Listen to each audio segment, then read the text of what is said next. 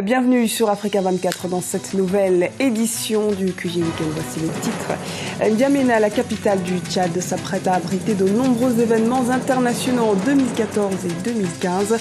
Nous verrons que les autorités s'activent pour contribuer à l'embellissement de cette ville. Et cap sur la ville de Maxas en Somalie.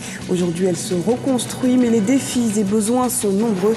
Infrastructures, manque d'hôpitaux ou de produits de première nécessité manquent à la population. Et enfin, focus sur la disparition de la poétesse Maya Angelou, décédée le 28 mai dernier. Cette grande figure des droits civiques a marqué les esprits à travers le monde. Nous verrons l'hommage que lui a rendu le poète sénégalais Hamidou Dia. N'Djamena, la capitale tchadienne, fait peau neuve, abritant de plusieurs événements internationaux dans les prochains mois.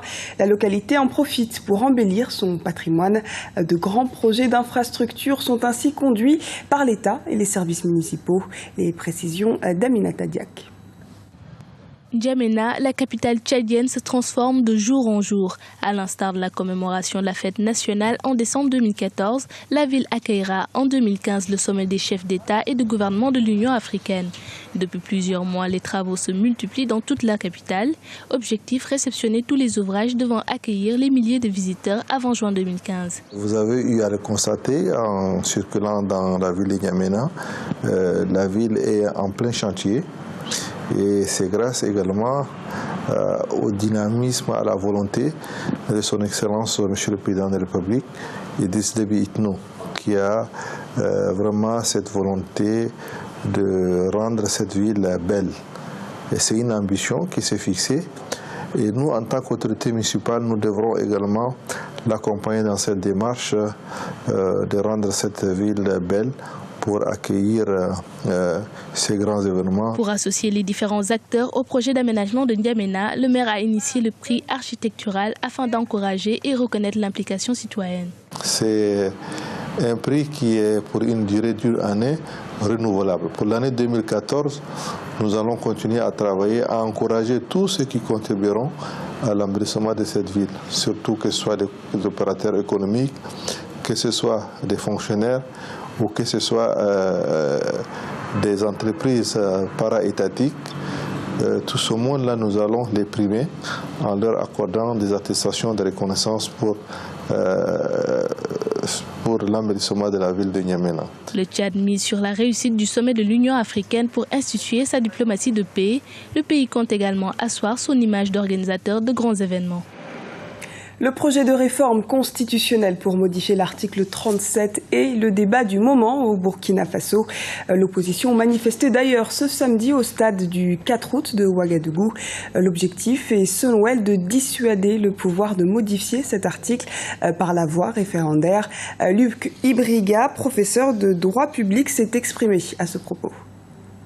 L'objectif de ce meeting est de dire non au référendum, non à la révision de l'article 37, parce qu'aujourd'hui on veut par un référendum pour servir les intérêts d'une seule personne, amener le Burkina Faso à dépenser des milliards, alors que beaucoup d'enfants burkinabés sont encore dans des écoles sous-payotes. Nous disons juridiquement le référendum n'est pas fondé. Et du point de vue de l'opportunité non plus, ce référendum n'est pas fondé. Nous pensons bien que nous réussirons, tout comme nous avons réussi à empêcher la mise en place du Sénat.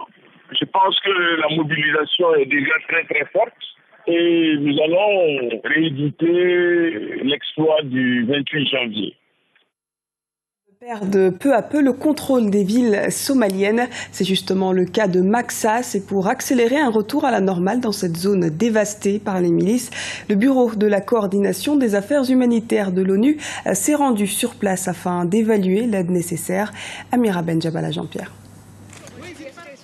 Maxas en Somalie est l'une des 5 zones reprises des mains des milices Sheba par les forces armées somaliennes et celles de l'AMISOM. Nouvellement accessible, il s'agit aujourd'hui de déterminer les besoins humanitaires de la ville pour lui permettre une reconstruction et un retour à la normale rapide. Si vous regardez les causes de la famine en 2011, elles étaient 4. L'insécurité, les conflits, l'accès aux personnes et les prix alimentaires qui ont augmenté. L'accès à la nourriture est donc difficile. Nous devons soutenir le peuple de Maxas afin d'obtenir plus de nourriture à des prix moindres. Des équipes d'évaluation se sont donc rendues à Maxas à la rencontre des autorités locales. Et les besoins identifiés les plus urgents sont l'accès à la nourriture et aux soins médicaux, l'eau, l'assainissement, l'éducation et la vaccination du bétail. Et ce qui pose problème avant tout est le mode d'approvisionnement. Les principales routes ont été bloquées face à l'insécurité, augmentant ainsi le coût des transports, des denrées alimentaires et du matériel médical. Nous devons revenir, réévaluer ce que nous avons en stock, voir quels sont les besoins. Nous l'avons déjà fait dans certaines de ces zones nouvellement accessibles. Nous avons fourni du matériel médical, comme des vaccins contre la poliomyélite, des fournitures qui ne sont pas trop lourdes et qui peuvent être transportées relativement facilement. Nous l'avons fait et nous allons essayer de faire la même chose ici. Un appel au financement d'urgence a été lancé par les ONG. Pour l'instant, moins de 20% des 933 millions de dollars nécessaires pour répondre aux besoins humanitaires de la Somalie ont été reçus. À noter que les Chebabs ont été chassés de Mogadiscio en août 2011. Leur influence dans la sous-région n'en est pas pour autant amoindrie. Ils ont en effet revendiqué l'attentat du 24 mai à Djibouti d'un restaurant fréquenté par les Occidentaux. Une mise en garde aux pays africains engagés dans la lutte contre les Chebabs en Somalie. Le collectif Sauvons le Togo rejette le calendrier électoral présenté par la commission électorale indépendante, un calendrier qui propose des élections en 3 temps, le 14 juin pour les conseillers municipaux, le 29 août pour les conseillers urbains et enfin le 15 octobre pour les maires. Sami Bandibaga, président du groupe parlementaire UDPS, s'est exprimé à ce propos. Vu la situation dans laquelle aujourd'hui notre pays est en train d'évoluer, nous sommes dans une grave crise politique et une grave crise de confiance. Il faudrait absolument que la loi électorale et le calendrier soient adoptés par consensus. Le deuxième point, c'est celui que je vous ai dit en premier, c'est-à-dire qu'il y ait d'abord des élections provinciales ou à défaut combiner les 2 élections locales et provinciales. Et le troisième élément, c'est que nous devons avoir un fichier électoral qui devra être propre. Visite officielle du roi du Maroc Mohamed VI à Tunis depuis ce vendredi. Une première depuis la révolution et le renversement du régime du président Ben Ali en janvier 2011. Ce samedi, il a rencontré le chef du gouvernement Mehdi Jouma et devrait aussi prononcer un discours à l'Assemblée nationale constituante. Par ailleurs, une vingtaine d'accords bilatéraux devraient être signés au palais de Carthage. Elle était poétesse, enseignante et militante pour les droits civiques. Maya Angelou, qui fut proche de Martin Luther King, est décédée le 28 mai dernier. Les hommages se succèdent dans le monde. Au Sénégal, le poète Hamidou Dia a tenu à lui rendre hommage à sa façon. Guillaume Durand. Elle était une figure de la lutte pour les droits humains et une inspiration pour beaucoup. À l'heure où le monde salue la mémoire de l'écrivain et militante Maya Angelou, le poète sénégalais Hamidou Dia souligne l'impact qu'elle avait sur la poésie et la littérature africaine. Elle était bien connue en Afrique et notamment au Sénégal, surtout par les hommes et les femmes de ma génération, celle de 1968 et des années consécutives à 68, à cause de l'extraordinaire renouveau que les poètes et le mouvement nord-américain pour les droits civiques ont apporté dans le monde et à cause de l'immense espérance que cela a suscité. Parmi les 30 œuvres publiées au cours de sa vie, son autobiographie « Je sais pourquoi l'oiseau chante en cage » est considérée comme un classique.